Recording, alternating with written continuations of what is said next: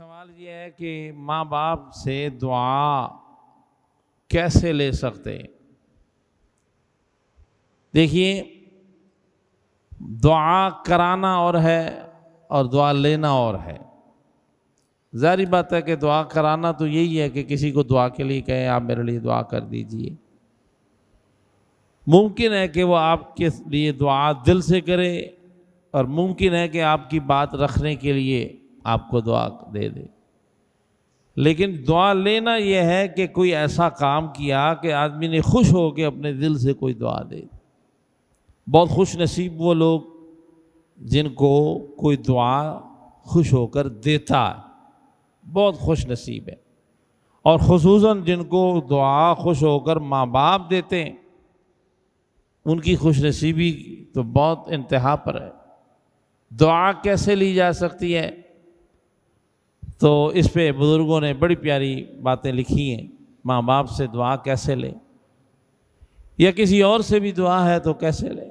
تو اس کے طریقے یہی ہیں، ان کا دل جیتیں، ان کو خوش رکھیں کہ کسی وقت خوش ہو کے وہ دعا دیں گے تو حضرت مولا علی المرتضیٰ شیر خدا کرم اللہ تعالی وجہ الکریم فرماتے ہیں، بہت بڑی مصیبت سامنے آ کر ٹل جائے تو سمجھ جاؤ کہ کسی کی دی ہوئی دعا کام آ گئی۔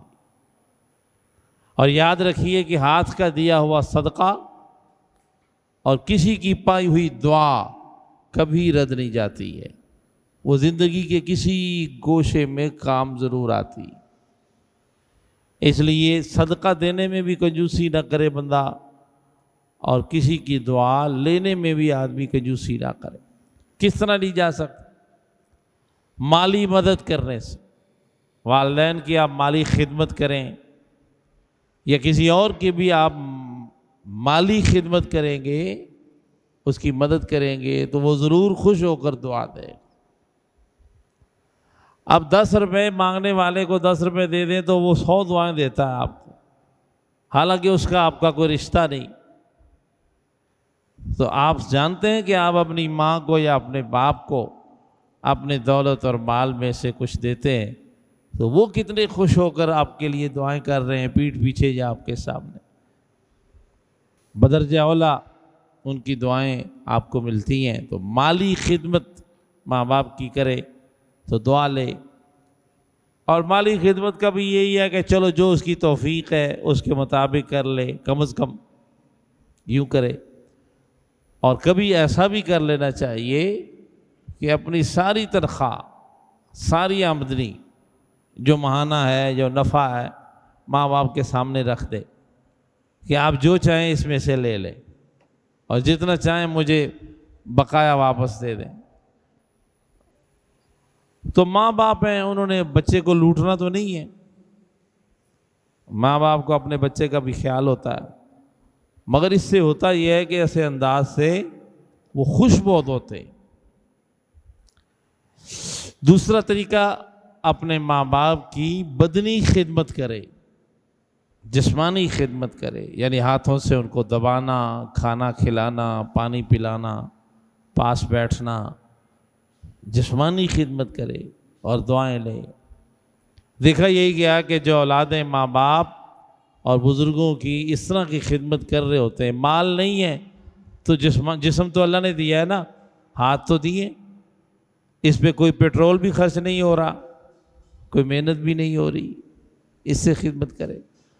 اور ایسا ہی دیکھا گیا کہ ایسی خدمت کرنے والوں کو بہت دعائیں ملتی، بہت دعائیں دیتے ہیں بابا۔ تیسرا یہ ہے کہ اخلاقی خدمت کرے، یعنی ان کے ساتھ اچھے اخلاق سے پیش آئے۔ جتنا اپنے دوستوں یاروں میں بیٹھ کر آدمی لطیفے سناتا ہے اور ہنستا ہنساتا ہے، اگر وہ اپنے ماں باپ کے ساتھ بیٹھ کر اتنے لطیفے سنائے تو اس کے یہ جھوٹے لطیفے بھی اس کو جنت میں لے جائیں گے، اور اس کا یہ ہنسنا ہنسانا اور خوش کرنا بھی اس کے گناہوں کو معافی کا ذریعہ ہو اور کتنی دعائیں لینے کا ذریعہ بنے۔ تو جہاں بیٹھ کے لطیفے سنانے چاہیے اور ہنسنا ہنسانا چاہیے، وہاں آدمی بیٹھتا ہی نہیں، وہ ماں باپ کے درمیان ہے، بیوی بچوں کے درمیان۔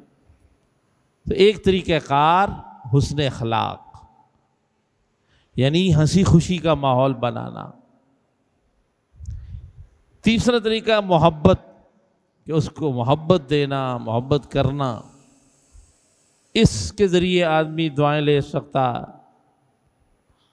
تو ظاہر بات ہے جس سے بھی محبت کا اظہار کیا جاتا ہے وہ ضرور کبھی کبھی اپنے دل میں سوچتا ہی ہے کہ میرا یہ بہت خیال رکھتا ہے، محبت کرتا ہے، چاہتا ہے۔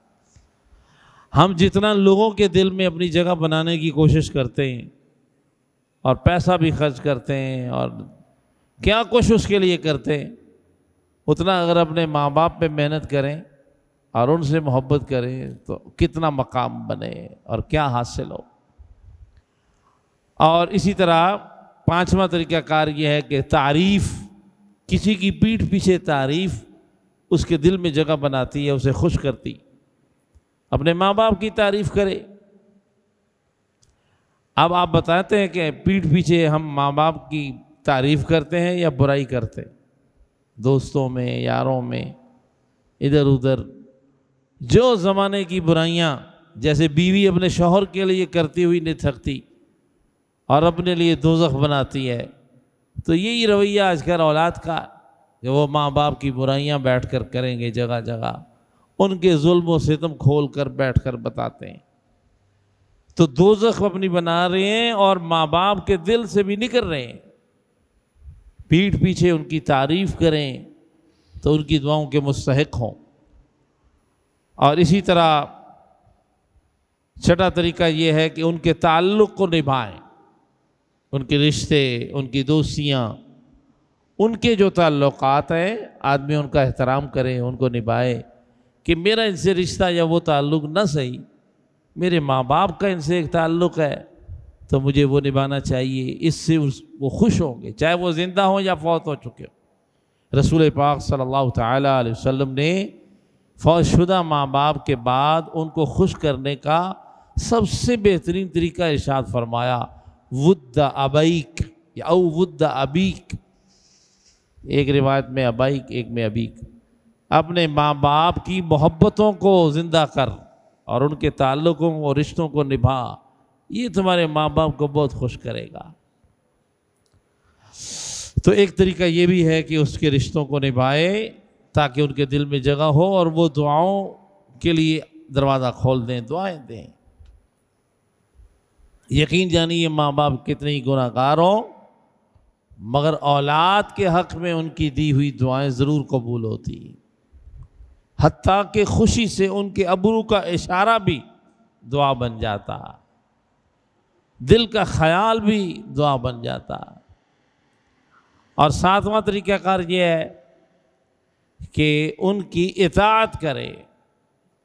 کبھی زندگی میں آپ دیکھیں کہ اپنے ماں باپ کا کیا ہوا کوئی فیصلہ، ان کی کہی ہوئی کوئی بات لاج رکھ کے دیکھے آدمی کہ بھئی میں ایسا کرنا نہیں چاہ رہا، میرے لیے بہت مشکل ہے، لیکن ماں باپ کہہ رہے ہیں تو ٹھیک ہے۔ تو آپ بتائیں کہ اس طرح کے طریقے سے ان کے دل میں کیا مقام بنے گا اولاد کا؟ یقیناً بہت محبت پیدا ہوگی اور وہ دعائیں دیتے ہیں۔ اور بہت دفعہ ایسا دیکھا گیا کہ ماں باپ کا کوئی غلط فیصلہ ہے لیکن اولاد نے صرف ماں باپ کی وجہ سے قبول کیا اور ان کی لاج رکھی، تو ماں باپ نے خوش ہو کے دعا دی، تو وہ غلط فیصلے بھی ان کے حق میں درست ہو جاتے ہیں، موافق ہو جاتے ہیں، خیر بن جاتے ہیں۔ اپنے ماں باپ سے دعائیں لیں۔ اور کسی بزرگ سے کسی نے پوچھا تھا، حضرت داتا گنج بخش اجمیری رحمۃ اللہ تعالیٰ علیہ، کہ حضور یہ بتائیں کہ آدمی مرشد کی دعا پہلے لے یا ماں باپ کی دعا پہلے لے؟ تو انہوں نے بڑی پیاری بات فرمائی کہ ماں باپ کی دعائیں لے کر مرشد کی بارگاہ میں آؤ گے تو کچھ کہنا نہیں پڑے گا، خود ہی مل جائیں گی، بغیر خدمت کے ملیں گی دعائیں۔ ماں باپ کی دعائیں لے کر آؤ مرشد کے پاس۔ اور بے شک مرشد کامل وہی ہے جو اور اولاد کو ماں باپ سے جوڑے، توڑے نہیں۔ اور ماں باپ بھی وہی صحیح ہیں جو مرشد سے اولاد مریدوں کو توڑے نہیں۔ ماں باپ مرشد کے پاس بھیجیں اور مرشد ماں باپ کی طرف بھیجے۔ جب بچہ ماں باپ اور پیر کے درمیان رہے گا وہ کسی اور کا نہیں ہوگا، وہ ہمیشہ نگاہوں میں رہے گا اور دعاؤں میں رہے گا. دو جہاں کا کامیابی. اللہ اکبر اللہ اکبر. اللہ تعالیٰ ماں باپ کا احترام کرنے اور ان کی دعاؤں کا مستحق بننے کی ہمیں توفیق عطا فرمائے. کہہ دو نا آمین. اللہم آمین اللہم آمین.